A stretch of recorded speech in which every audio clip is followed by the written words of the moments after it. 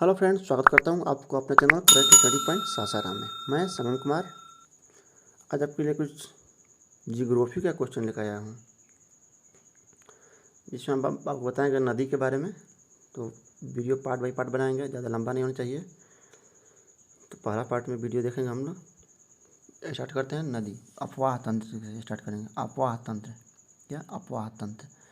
तो मुख्य नदी और इसके सहायक नदियाँ आपस में मिलकर एक तंत्र का निर्माण करती है, जिसे हम अपवाह तंत्र कहते हैं। क्या है? मुख्य नदी, मेन नदी और इसके सहायक नदियाँ आपस में मिलकर एक तंत्र का निर्माण करती है, जिसे अपवाह तंत्र कहा जाता है।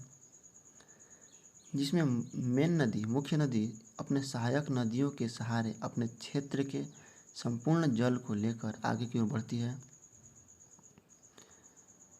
भारतीय अपवाह तंत्र को अरावली, विंध्याचल और पश्चिमी भाग दो भागों में विभाजित करते हैं।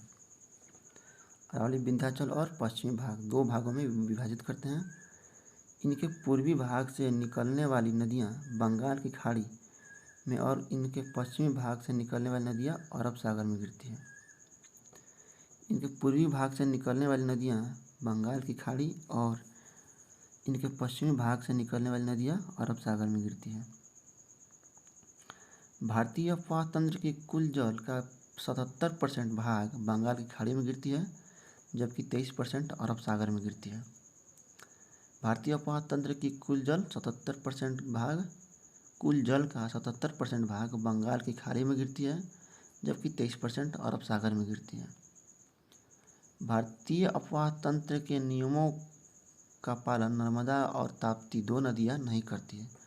नर्मदा नदी और ताप्ती नदी दो नदियाँ इस अपवाह तंत्र का नियमों का पालन नहीं करती है, क्योंकि यह दोनों पूर्वी भाग से निकलती है और अरब सागर में गिरती है, क्योंकि यहाँ भ्रंश घाटी का ढाल पश्चिमी दिशा की ओर है। ठीक है, अब हम आएंगे सतलज नदी से। सतलज नदी को स्टार्ट करेंगे। सतलज नदी का उद्गम स्थल मानसरोवर के निकट राक्षस ताल में है। सतलज नदी का उद्गम स्थान मानसरोवर के निकट राक्षस ताल है, जो समुद्र तल से 5000 मीटर की ऊंचाई पर स्थित है। यह नदी होशियारपुर, पंजाब जिले की सीमा पर शिवालिक पर्वत श्रृंखला को काटती हुई दक्षिण की ओर मुड़ जाती है और पंजाब के पैदल भाग में प्रवेश करती है। पंजाब के मैदानी भाग में प्रवेश करती है। सतलज नदी होशियारपुर, पंजाब जिले की सीमा होशियारपुर पंजाब जिले की सीमा पर शिवालिक पर्वत श्रृंखला को काटती हुई दक्षिण की ओर मुड़ जाती है और पंजाब के मैदानी भाग में प्रवेश करती है। ये उद्गम स्थान से लगभग 15 किलोमीटर की दूरी तय करने के पश्चात मुल्तान जिले की दक्षिणी सीमा पर चिनाब नदी से मिल जाती है। ये उद्गम स्थान से लगभग 15 किलोमीटर की दूरी तय करने के पश्चात मुल्तान जिले की दक्षिणी सीमा पर चिनाब नदी से मिल जाती है। लुधियाना और फिरोजपुर नदी इसी के किनारे स्थित है। लुधियाना और फिरोजपुर इसी नदी के किनारे स्थित है। इस नदी के किनारे लुधियाना और फिरोजपुर दो शहर स्थित हैं। यह नदी भारत में 1050 किलोमीटर लंबी है और इसका अपवाह क्षेत्र 24,087 वर्ग किलोमीटर में फैला हुआ है। आते हैं सिंधु नदी पर। सिंधु नदी के बारे में बात करते हैं कुछ। सिंधु नदी की उत्पत्ति तिब्बत में 5180 मीटर की ऊंचाई पर मानसरोवर झील के पास से होती है। कहाँ से होती है उत्पत्ति इसकी? तिब्बत में 5180 मीटर की ऊंचाई पर मानसरोवर झील के पास से होती है। यह नदी पश्चिम दिशा में करीब 320 किलोमीटर बहकर जम्मू कश्मीर के भारतीय क्षेत्र में प्रवेश करती है।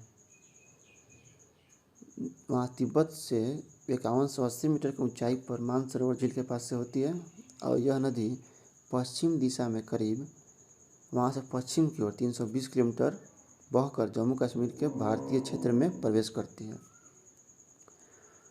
ऊपरी क्षेत्रों में विशाल गार्ज का निर्माण करती है।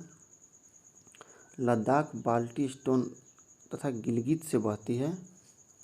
यह नदी अटक के निकट पहाड़ियों से बाहर निकलती है। यह नदी अटक के निकट पहाड़ियों से बाहर निकलती है।